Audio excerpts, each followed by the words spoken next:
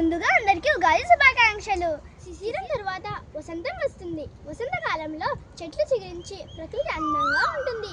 కోయిలు కుహు కుహు పాడతాయి. చైత్రమాసం మొదటి రోజునే తెలుగువారు ఉగాది పండుగగా జరుపుకుంటారు.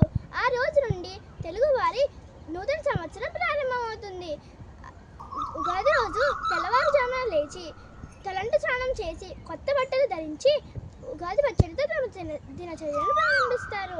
ఉగాది పచ్చడి అంటే ఏమిటో తెలుసా? నాకు తెలుసు. తీపిగా, వగరుగా, చేదుగా ఉంటుంది, అదే కదా. ఉగాది పచ్చడి షడ్రుచుల సమ్మేళనం. పచ్చడిలో వేసే షడ్రుచుల ప్రాముఖ్యత ఏమిటి? 6 రుచులలో మొదటిది తీపి, ఆనందానికి ప్రతీక.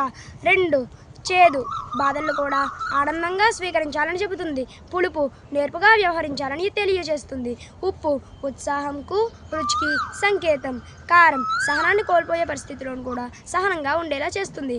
వగరు, కొత్త సవాళ్ళు కూడా ఎదుర్కొనేలా చేస్తుంది. మా తాతయ్య గారు ఉగాది గురించి ఒక విషయం చెప్పారు. అదేంటో తెలుసా? చైత్రశుద్ధ పాడ్యమి రోజున సూర్యోదయం వేళలా బ్రహ్మదేవుడు సృష్టిని సృష్టించాడని మన నమ్మకం. ఈ రోజు నుంచే వసంత ఋతువు కూడా ప్రారంభం అవుతుంది.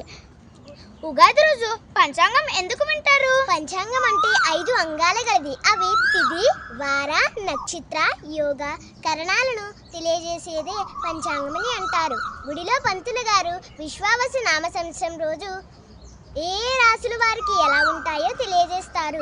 ఈ రోజు మనమందరం గుడికి వెళ్ళి గుడిలో పంచాంగ శ్రవణం విందామా?